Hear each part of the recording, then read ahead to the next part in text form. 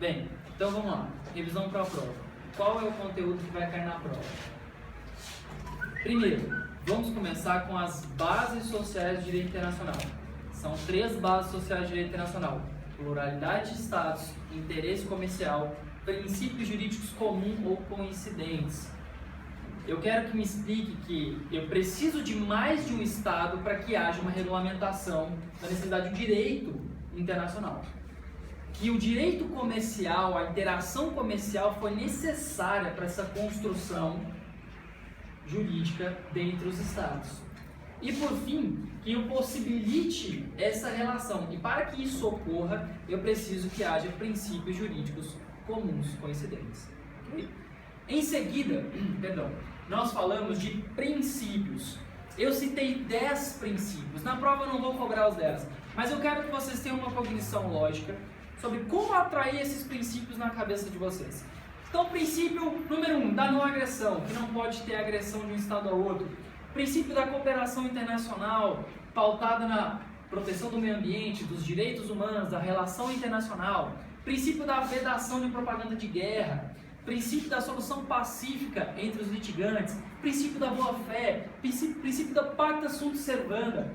Eu tenho todos os princípios amarrados um ao outro, justamente numa conclusão lógica da autodeterminação, igualdade e soberania. Então são princípios que vão estar sempre atrelados um ao outro para preservar o ambiente jurídico internacional, primando sempre pela relação entre os estados.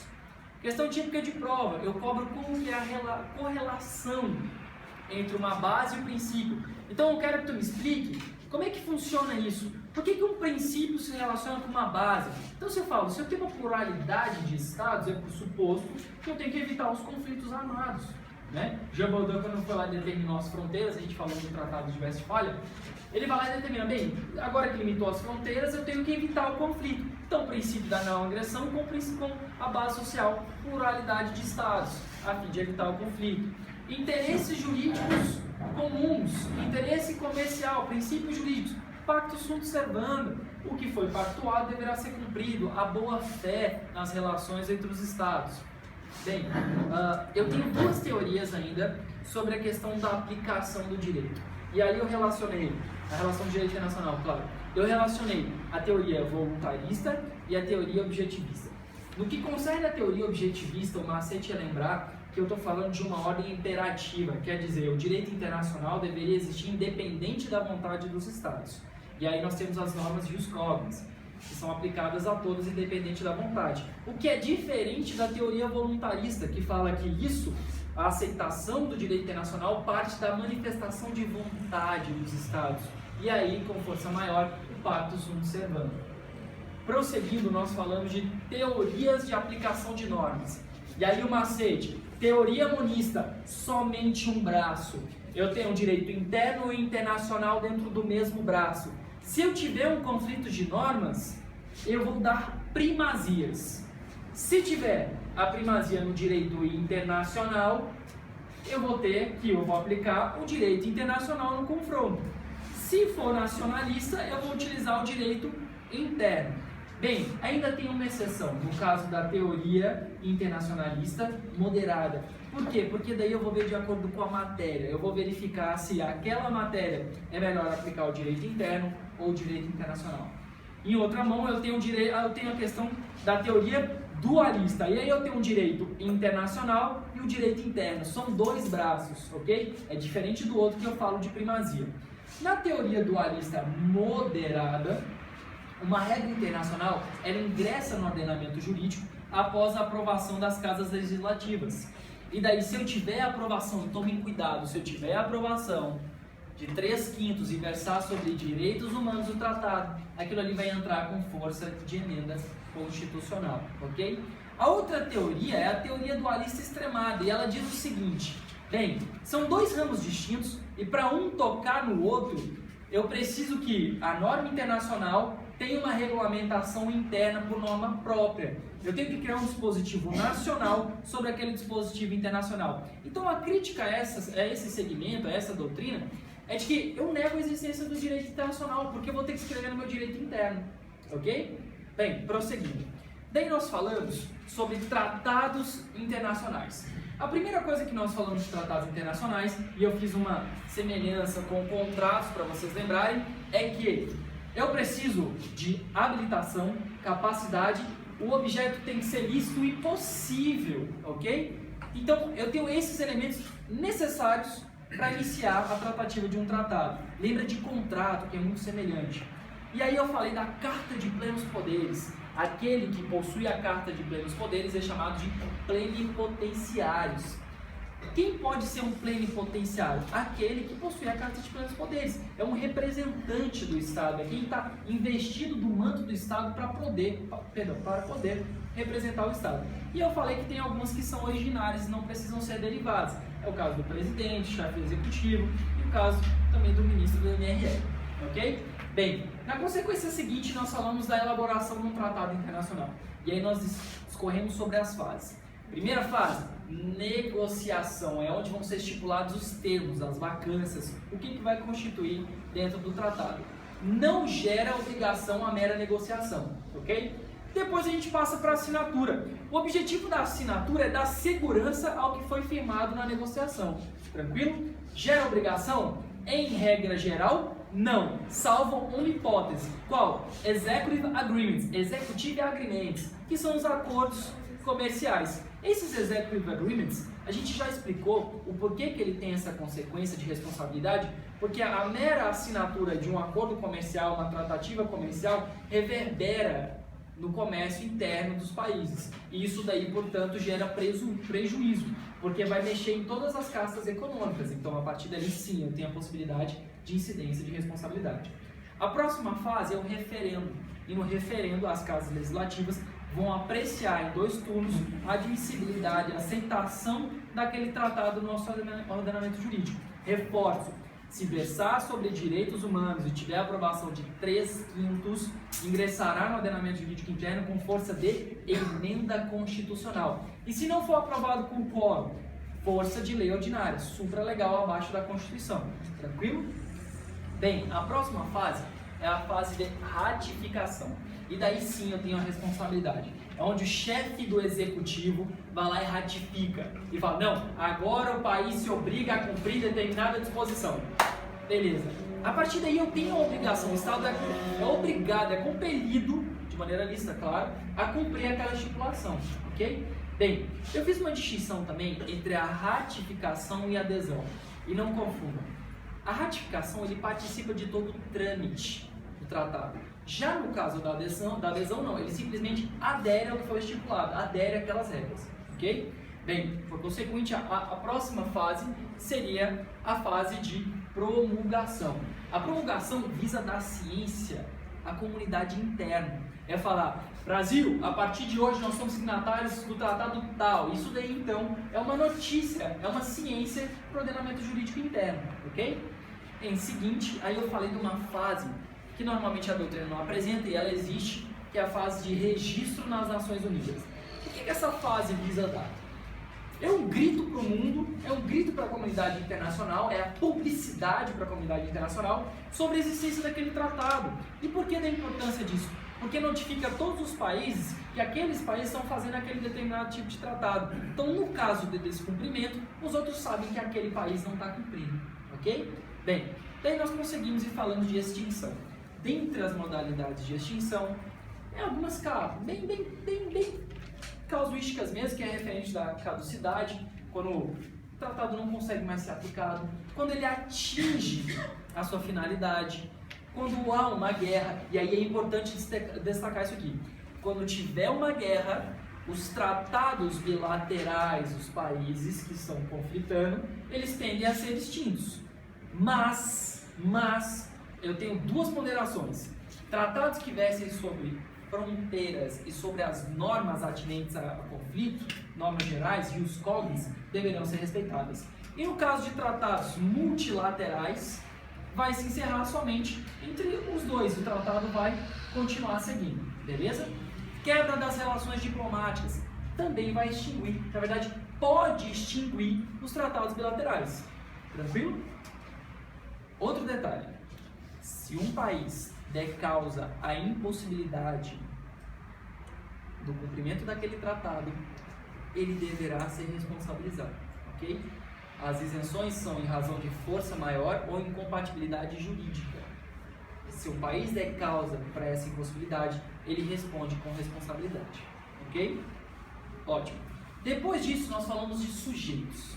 E aí, sujeitos, temos que lembrar da teoria clássica e da teoria moderna. Na teoria clássica, eu tenho 3 indivíduos. Eu tenho o Estado, eu tenho as organizações internacionais e eu tenho a Santa Sé. Lembrem, galera, Estado, eu tenho a conjunção de 4 elementos que a gente colocou aqui, ou 3 de acordo com outras doutrinas. Cortella narra 3, nós vamos utilizar 4. População, território, governo e soberania. Ok? Tem a personalidade originária. Tranquilo? O segundo sujeito, nós vamos falar das organizações internacionais. Organizações internacionais é a união de estados que buscam uma finalidade fim. Como assim uma finalidade fim? Uma finalidade específica. A organização internacional, ela tem um fim próprio, ela tem um fim estipulado. Então a ONU não vai regulamentar o comércio. A OMC não vai falar de saúde. E a OMS não vai falar de comércio, ela tem uma finalidade própria. Faz-se necessário que no mínimo 3 estados compunham isso, que tenha uma multidiversidade de estados, que eu tenha no mínimo 3 estados que financiem isso aí, tem que ter um órgão, uma divisão hierárquica de órgão próprio, ok? Ela é autônoma. A sua personalidade jurídica, ela é derivada do quê? Daqueles estados que os compõem, só que ela é autônoma, ok? Quando formos falar da personalidade jurídica, do reconhecimento de sujeito, tem que vir no caso Bernadotte. Foi quando a ONU, buscando o Conselho Internacional de Justiça, demandou sobre o caso onde um dos seus servidores faleceu em missão. Quem teria então a competência para buscar essa responsabilidade? A ONU ou o estado natural desse servidor? E aí foi entendido que a ONU poderia, portanto a personalidade derivada foi reconhecida através do leading case, caso Bernadotte, ok? Em seguida, nós vamos falar do Santa Fé. Da Santa Sé, lembrei do carro. Da Santa Sé. Bem, a Santa Sé, ela vem antes do Vaticano. E vocês não podem confundir isso, ok? A Santa Sé é a representatividade da Igreja Católica. O Vaticano veio do Tratado de Latrão, é depois, bem depois, quando a Itália cede um pedacinho de Roma. O Vaticano é um Estado.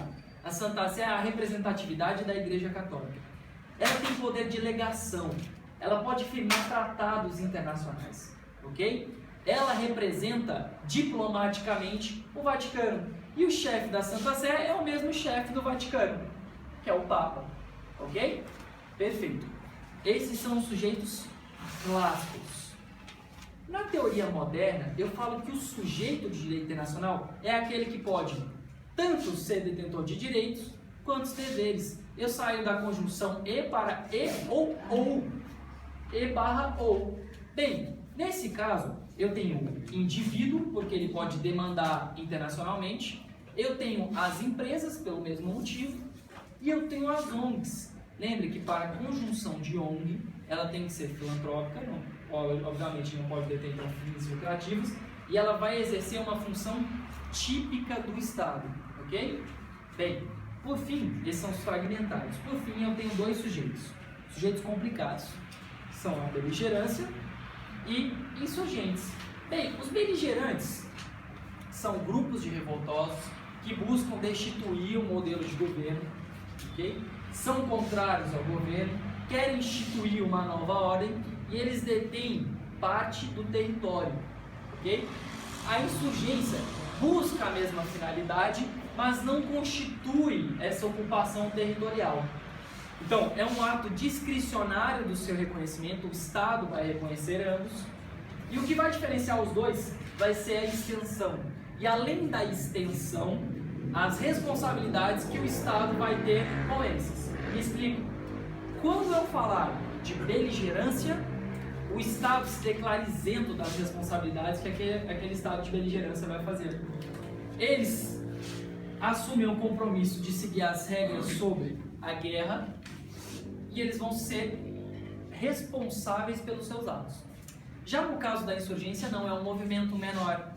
E por ser menor, o Estado tem a obrigação de cumprir certas responsabilidades. Então essa responsabilidade do Estado, ela não é plena que nem a outra, ela é mitigada. Ela tem que ser determinada quais são os tipos de isenção.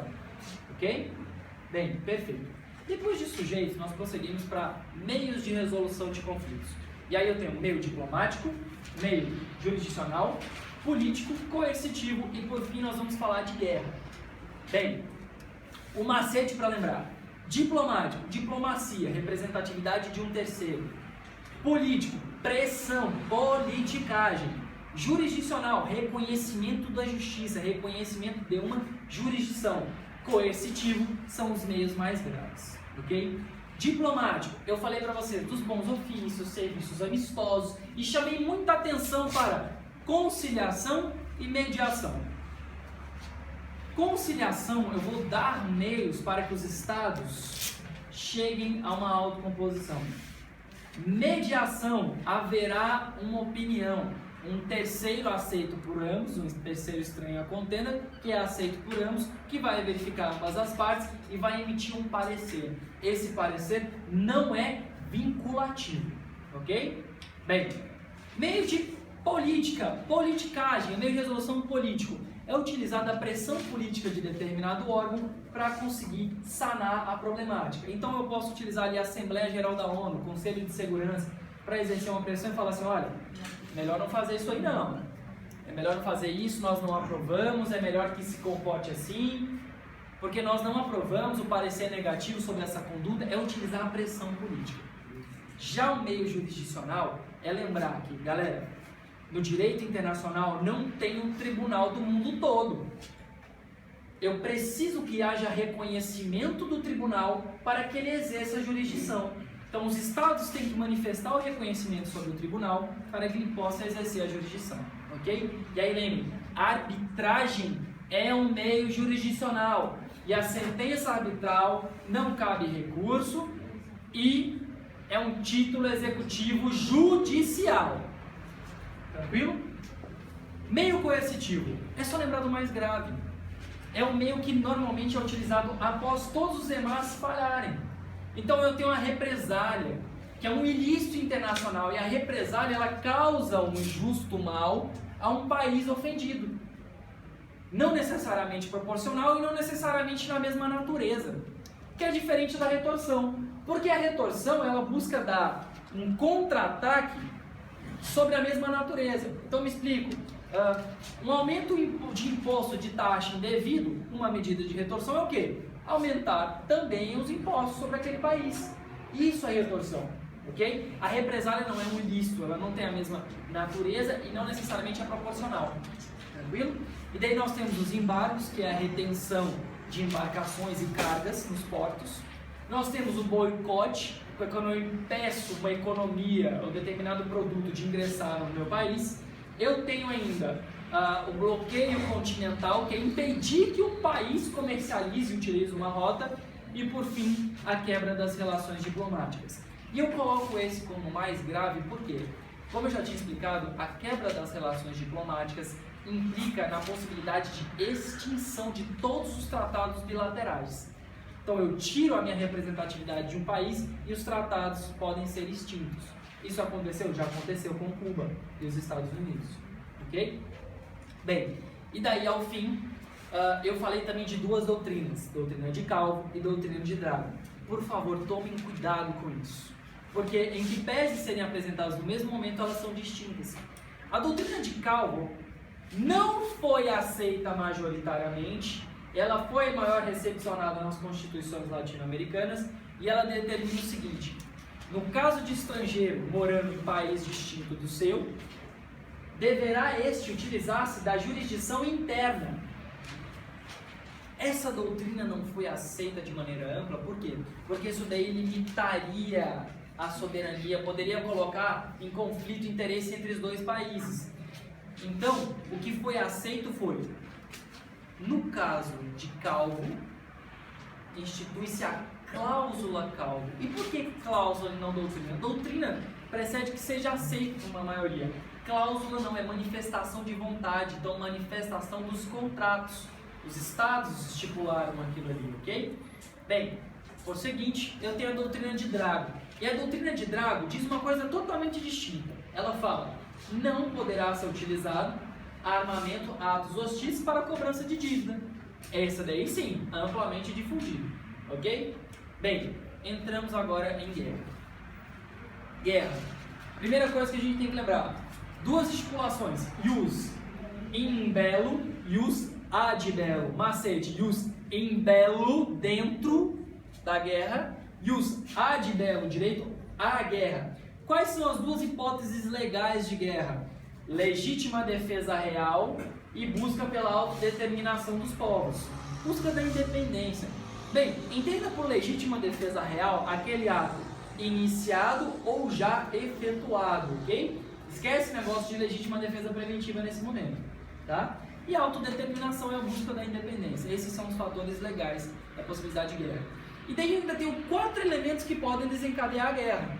Eu tenho desrespeito de ultimato, quando um país determina, se não for cumprido isso, vai ter guerra em razão disso. Quando eu tenho uma prática de atos hostis, isso também pode acabar desencadeando uma guerra. Quando eu tenho um ato iniciador, realmente aconteceu já o dano. E quando eu tenho uma declaração de guerra, ok? No Brasil, a declaração de guerra ela precisa primeiro ser aprovada pelo Congresso e depois ratificada pelo presidente, ok? Bem, no que tange à guerra, eu queria ressaltar outra coisa importante. Quando eu falo de neutralidade. A neutralidade ela é uma conjunção de direitos e deveres. Então lembra, neutralidade, conjunção de direitos e deveres. Se tiver só na prova, a neutralidade implica somente o respeito de direitos. Falso. Porque também há deveres. O direito de se isentar, de ser isento, e o dever de ser imparcial. Há diversas formas de conjunção dessa neutralidade. Ela pode ser total ou parcial. Ela pode ser voluntária ou ela pode ser convencionada. Ela pode ser temporária ou pode ser permanente. Ela pode ser armada, eu posiciono minha tropa para garantir a minha isenção, ou ela pode ser simples, cumprida de pronto. E aí eu tenho 2 pontos importantes, a de fato e a de direito. A de fato, um país declara guerra, mas ele não atua. O fato é que ele declarou, mas ele não atuou. Então ele atrai para si o elemento da neutralidade, porque em que pese a declaração, ele continua isento. Agora, no caso da neutralidade de direito, o que eu tenho? Eu tenho o isentão. Eu tenho um cara que está assim, ó, o que está acontecendo. Ele não declara guerra, ele não declara neutralidade, mas ele tampouco atua. Então ele também atrai aquele elemento da neutralidade, porque ele se torna imparcial, ok? Bem, eu salientei ainda sobre normas ius in bello, 3 tratados, de Genebra, Haia e Nova York. Genebra, da proteção às vítimas. Haia, sobre os limites das operações militares. E Nova York, sobre a proteção dos direitos humanos. Tranquilo? Por fim, falamos de guerra ABC, da vedação da guerra ABC, que é terminantemente proibida, e mais, da possibilidade da legítima defesa preventiva quando um país que não possui armamento nuclear começa a produzir esse tipo de armamento, e aí a gente tem a intervenção mundial, porque seria uma ofensa ao mundo, então eu tenho uma possibilidade de legítima defesa, porque só constituir aquilo ali já é uma ofensa, ok? Então lembra, ABC, o macete é ABC, atômica, biológica e química, mas química está errado, porque química se escreve com Q, não é? Então é por causa do inglês, Atomic, Biological e Chemistry. Só lembrar, ABC. Toda criança quer ser feliz e crescer. Sobre território, 3 elementos. Ocupação territorial. É quando um país invade outro, ocupa o território, exerce autoridade, mas não destitui o governo e a soberania. Me explico. Se eu invadir o país X, e eu fui lá e ocupei ele, eu ainda reconheço aquele país como um país X. Eu fiz por algum determinado ato hostil, uma guerra, depende. Eu saio, aquele país continua sendo o país X. Okay? Então, uma ocupação territorial. A invasão é quando eu entro em parte do território e eu deixo que ali também subsista a soberania.